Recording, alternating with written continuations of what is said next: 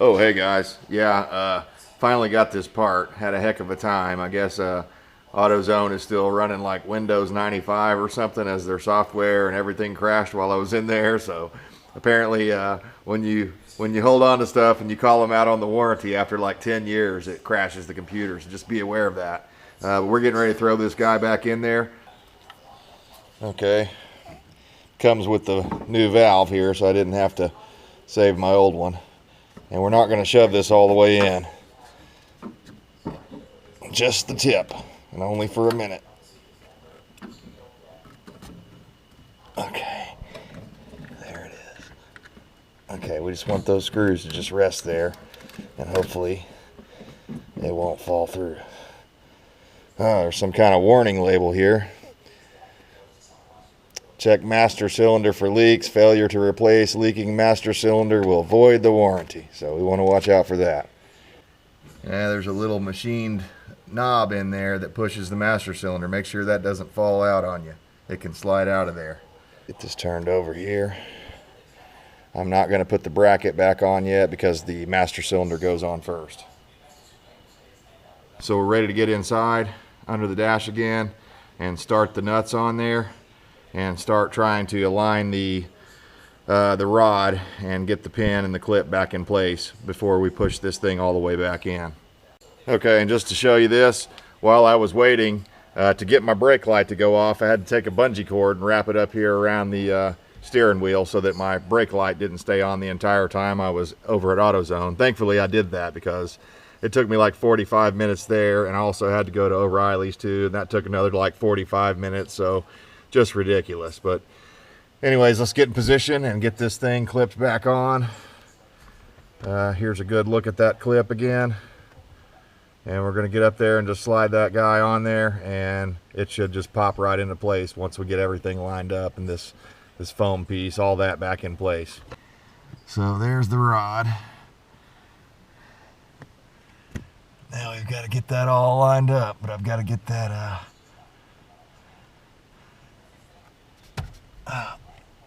gotta get my elbow passed over here. Oh, I probably ought to start one nut just so that I don't accidentally push the power booster out, because I don't have anything holding it in now. I remember before we had the rope holding it. So I'll just start this one here. I don't want to go crazy. I just want to get it tight enough to where it won't fall through if it does get pushed forward, because I probably will. Okay. Oh man, I'm dislocating my shoulder here like Patrick Swayze. Okay. Now, this bullshit right here goes right on here. Oh God. It's like I need an alien finger to get up in there. Oh man, can I get through? Oh yeah. There we go. Hopefully you guys are seeing that. So we're going to push that right down and just push that brake pedal back until it lines up. There we go. Go to your home. Get on there. All right, you son of a bitch, what happened? What's the deal? There we go. There we go. You know, I probably ought to put a little bit of grease on that thing. And I will before I close the whole operation up. And now you can get a good look at that pin there. Get my screen turned back on. Okay. Now, we're going to slip this little foam doodad on there. There's just, oh, don't fall. Oh, gotcha. Okay, we're going to push that on just like so. That's a happy little foam doodad there. Go to your home. Okay, now it's this thing. And this is going to be like cracking a safe to get this on here, I'm afraid. So we'll get up here like this. Barely get my hand in there. Okay. It goes on like that. And then I think it slips on. Somehow, magically. And then it like slides down and there's a little groove on that thing. Hopefully you guys could see it a minute ago. So basically the fat part of the clip, see how it's fatter up there on that end, closer to my hand? It's fatter on that part. Well, that part goes onto the shaft first. You slide that in and you got to overcome that little spring pressure. And then you got to push it down onto the smaller part of the clip. So it's kind of like when you have to install a picture frame for your wife and she has those weird things on the back of it like that, where none of your drywall screws, the heads are always the wrong size and they won't work. Hopefully you guys know what I'm talking about. And then you have to go find little tiny specialty screws to fit in the daggum slots. All right, this is kind of one of those deals. Oh, that was a devastating blow right there. Where'd it go? Oh, God. Why didn't I vacuum the floor first? Oh, there it is. Okay. My glasses are falling off. Okay, here we go. We're going in for the kill right now. This is it. I feel it. I'm doing this left-handed. Okay. I'm going to do it in a way where you guys can even see what's going on. Push that foam right out of the way. Just push that right on there. Yep, just like that. And then you kind of have to get ready to get your finger pinched. There it goes. Oh, did you see that magic? Okay, it went right on. Okay, hopefully you can see that. That's the hardest part of this job, is getting that guy back on. And now that we're all attached there, we can go ahead and pull that brake pedal back a little bit, and you can see all the bolts are up against it nice and tight. So now we can go ahead and thread those on. I'm not going to bore you with that.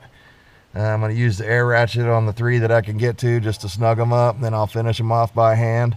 And then when we come back, we'll have those tight. We'll go out topside. But that's basically it, guys. Not that big a deal. It's just you have to you have to be a pretty flexible feller to be able, or a lady, to be able to get in here. And it's sort of like those people that can get inside of a box, you know. If you can do that, you're going to be really good at this job. Although I doubt they're doing that. I don't know. I think their talents might be going to waste.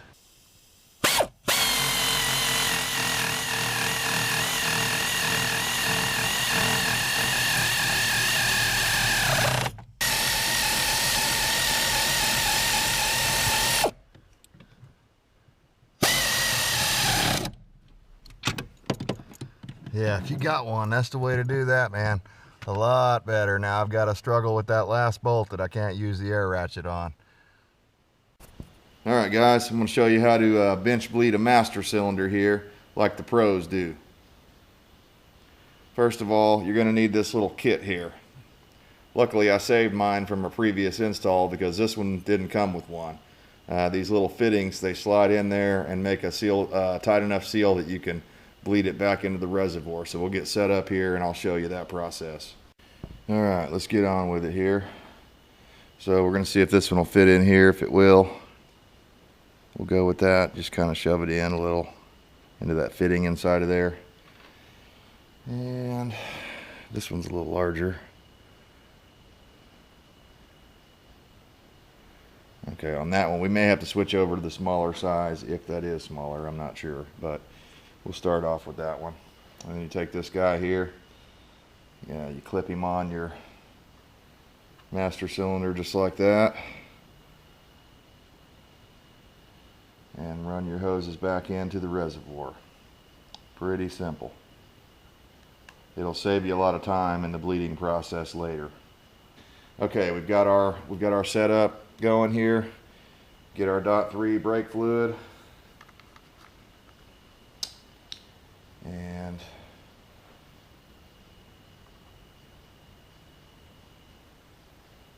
you don't have to fill it all the way up at this point.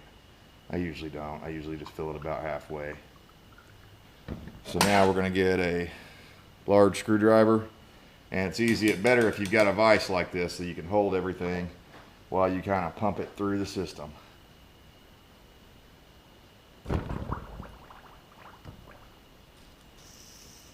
It's okay if it sucks some back in, but you got to keep going until you get all the air bubbles out.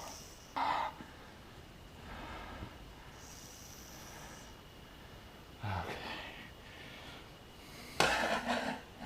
Keep doing that till you're satisfied with it. I'm satisfied with that. I'll be able to get the rest of that out when I bleed the entire brake system, because I want all new fluid inside of there. So next up, I'm going to quickly take those guys off and put the caps back on. Make sure to take this guy out of there. Real quickly, I'm just going to hook this on.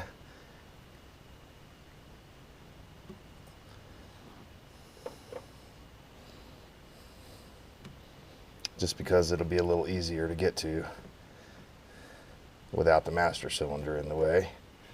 So we got to wiggle this guy in there, and kind of need to hurry because it's dripping out of that plug connection there.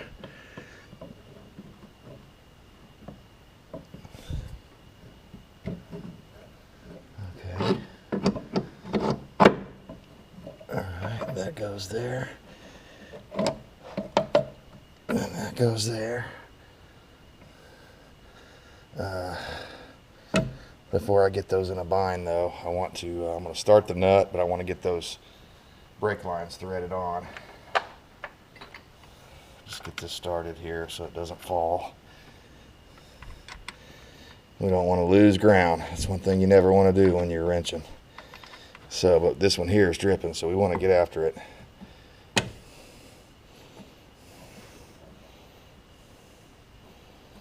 Get this out of the way. And we're dripping brake fluid everywhere, so we need to hurry it up. Get this guy started. Careful not to cross thread these. Be a bad deal.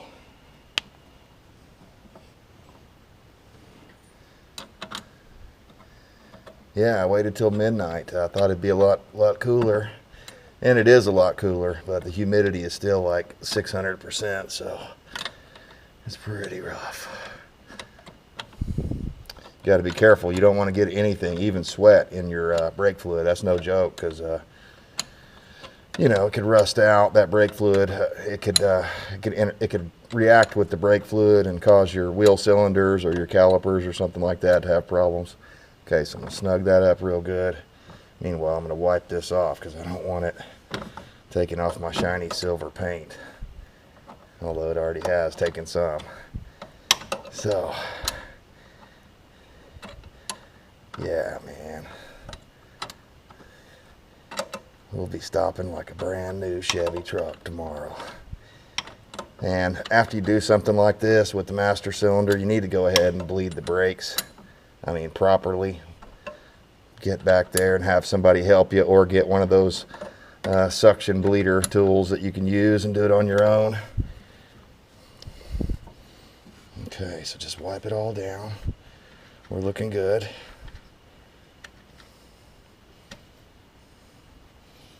And now it's just a matter of running these guys on. Tightening everything up.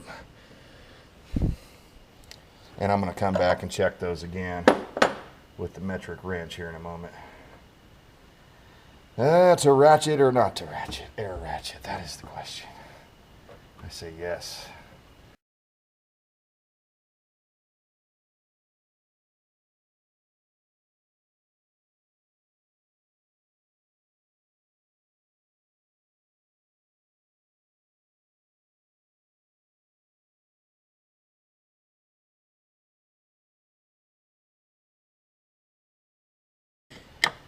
Tighten her up good and tight.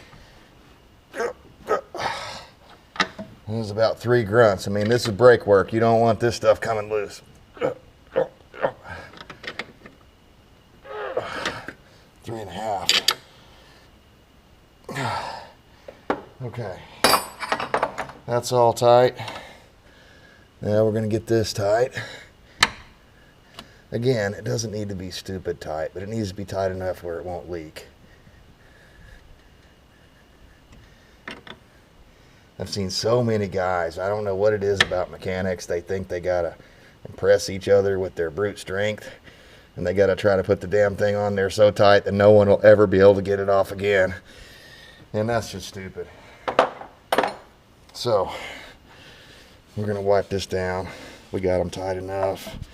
Any place where we could have possibly had a drip collect, we're gonna wipe that off, because when we do some checking on this thing, once we drive it a little bit, and first of all, anytime you do brake work, first thing you do before you ever even put it in gear or anything is you put your foot up on that brake pedal and you pump it up and make sure you got a pedal. Now, I've never actually seen it, but I've heard horror stories of guys working in auto shops and they forget to do that. Maybe they're a newbie and they just forget to do that. And basically what happens is there'll be no pedal that first pump, and then they panic and they run it off the lift, or they run it into the building or into a car. So don't be that guy. Pump your brake, or gal.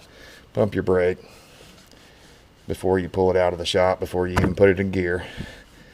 And that'll save you a lot of headache. So now we're going to go ahead and top this thing off, because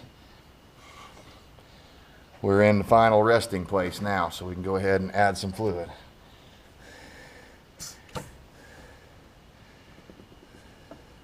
That's totally normal, that little brake queef there, that's just the way they are. And we're just going to take it up to that line there where it says full.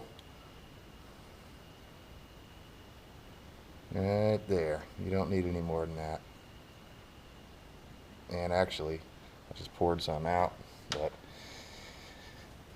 this thing equalizes on its own. It's got a little slot in there in the top of the reservoir. I forgot about that. Some of them aren't like that. The older cars weren't that way, but this one is. So when you pour it in here, that's the only one you got to fill. This one will automatically equalize as long as you have enough in it. So guys, that's it. We're going to put just a hair more. And of course, I'm going to have to bleed this thing.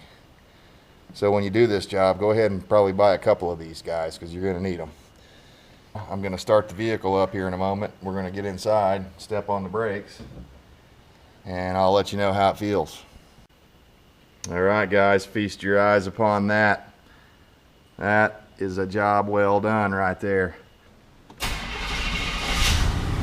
Fire that puppy up. I don't hear any hissing. I'm pumping that brake. Feels good so far. Oh yeah. Oh yeah. Super touchy and soft like it was before. We're not gonna go far. We're just gonna creep a little. Oh yeah. Just creep up a little. Oh yeah. Very good. Very nice. So guys, that's how you do it, and you can save yourself quite a bit of money. Is it a hard job? Yeah, it's kind of a hard job. Not that it's technically difficult or mentally challenging, it's just physically challenging, because you have to get real small and get down there where your feet go. So if you're 20 years old, you can probably do this in, like, 45 minutes, the whole job.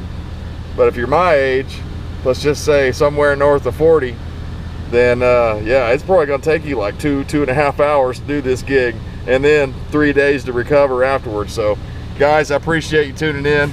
If you don't mind, hit that thumbs up on your way out. That helps the channel out, helps us to grow. Please share these videos, subscribe, like, all that fun stuff. Go check out our other stuff. We've got over 150 videos on YouTube, so go check them out.